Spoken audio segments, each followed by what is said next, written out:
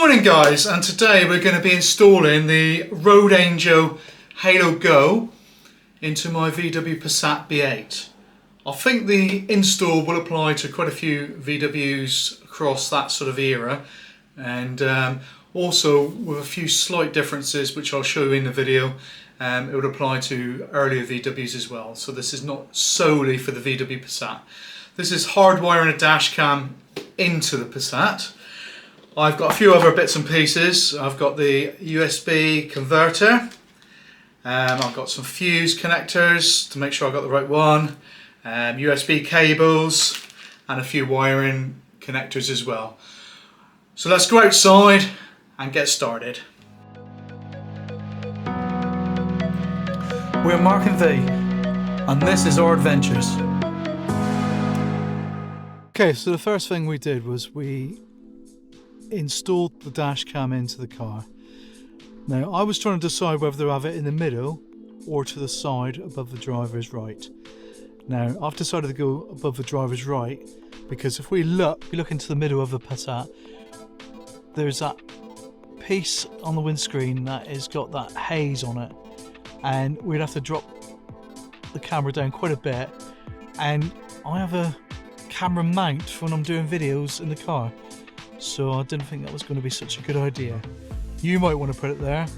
I have decided to go on this side. Now I'll show you what it looks like on the outside as well. Hopefully you can see that in the top corner. It looks quite tidy. Later on in the video I'll show you what the actual quality of the image is.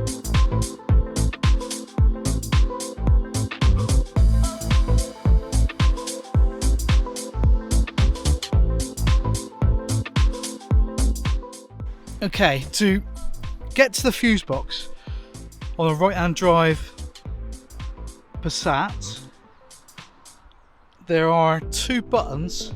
I don't know if you can see where my fingers are going here. Let's see if I can point out. Up there and another one there.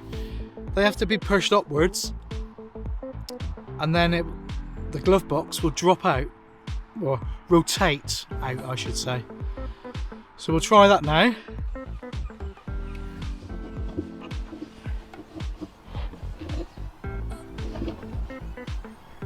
So I'm pushing them up, both sides, and there you see it releases and falls, rotates right down, and that exposes the fuse box. That's quite difficult if you don't know where you're going, so I think that's worthy of knowing if you've only just taken ownership of the Passat, because if you had a fuse go when you're out and about, you'd panic. You might have to get someone out to do that, and it's not as hard as you think. So the next step is we're going to find where we can plug in to get switched power, and I think it'll be on one of this rail. So we'll try this rail.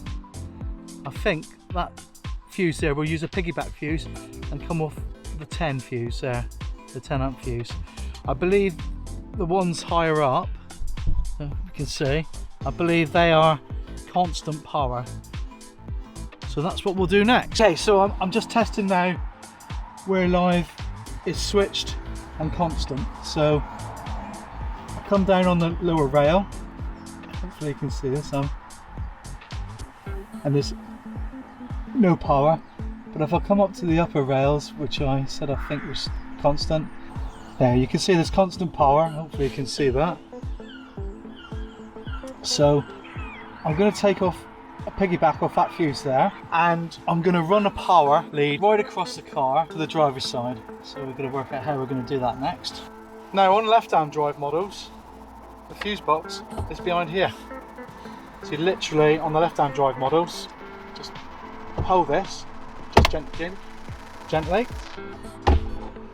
and the fuse box is exposed there, obviously on the left hand drive side though. So it's a lot easier to get to than the right hand drive models.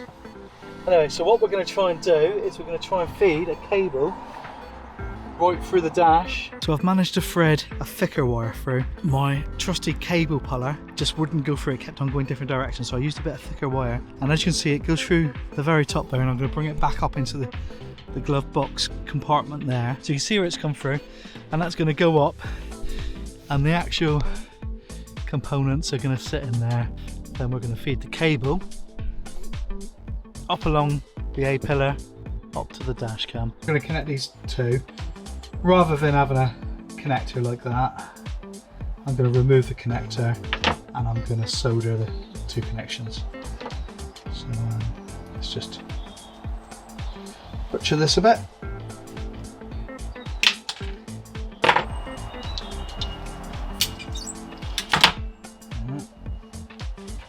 Expose that side. Do the same on this one. And that's good.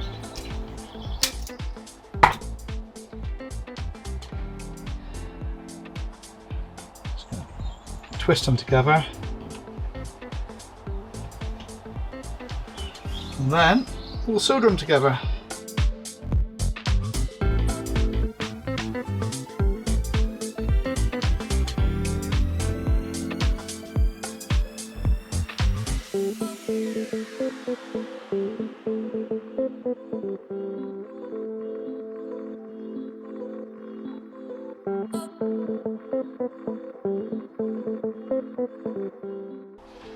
Now, there's a heat shrink over it. I've got a little blowtorch here. And we'll just gently heat it, making sure that's right in the centre. So we'll just gently heat it. And there you can see it shrinking onto it. You don't need a blowtorch for this, you could use a lighter. Just be gentle with it. You don't want to burn it, you just want to warm it so it shrinks. And when it shrinks, obviously, it's solid. And there you are. So that's nice and tidy now. It's not going to short out on anything. And we've got one nice continuous piece of cable that will go through to the other side. And we will connect to the camera.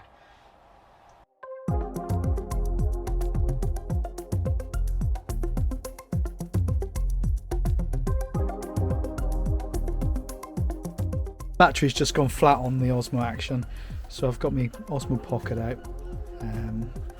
You can see there, that's the two cables all neatly connected. So the next thing is we're going to go out to the car now and feed it all through into the dash. So hopefully you can see now I've pulled the cable through. We just got to route that up into the fuse box, nice and neat and tidily. We'll work that out in a minute. And if we come over the other side, hopefully you can see where it's gone. And we're going to bring it up into here to make sure it clears all the pedals and everything. That shouldn't be too difficult to do either, so that's the next step. Got the cable coming up into the fuse box behind the glove box now. And now I'm going to go back to the other side and route the cable over there. So far, so good.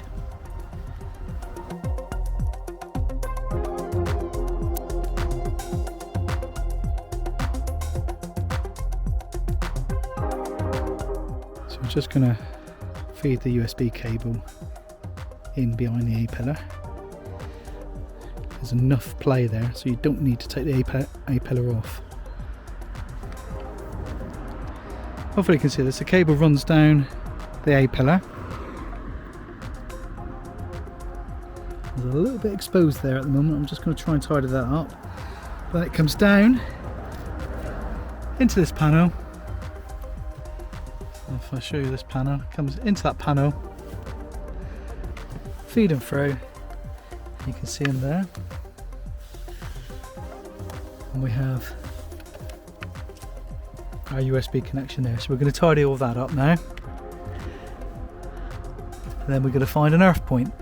Drill a small hole that goes across the dash, and put a self tapper in, and that's where we've used it as an earthing point.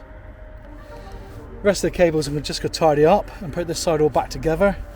And then we move over to the fuse box and connect everything up. So we've now connected the cable, as you can see there. And you can see the power lead runs back down, and then we go back across the other side of the car to the dash cam. So then that is all powered up now. I'm over near the dash cam so you can hear it start up. So ignition's off, ignition on, halo active, and you can see it's active, and hopefully you can see the little green light on the USB cable just to let me know that it is working. So the next thing is to set it up. That looks pretty good. What I'm going to do is I'm going to record what I'm doing on the phone because it's going to make it a lot easier to see. So we're into that's a preview. I'm hoping that's going to be okay. It looks a little bit skew with, which is a concern. It might be that I'm going to have to remove it and realign it, but we won't worry about that for the moment. So that's camera. That's previous recordings because I had it in my caddy before this. So I can look at that. We go into settings, and we got the camera settings there. Microphone's on. Takes videos with snapshot resolution. We'll have it 1080p. Advanced settings, date and time displayed. Yeah, I think we need that. Startup sound. Yeah, it's nice to know what's happening. Battery protection for parked vehicles. Well, I had it at 15 minutes and it was always okay. Shall we go for an hour? Why not? Let's see how we get on with that. So it's got parking mode and it's got a sensitivity as well. So we're going to go for a middle sensitivity for no other reason than let's try it out.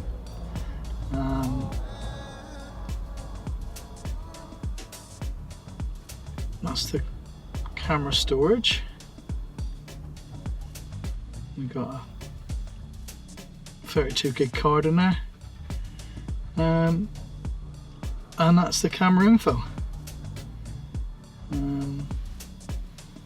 I think what is left to be done now is I think we'll take it out for a test drive and just see quite what we're getting.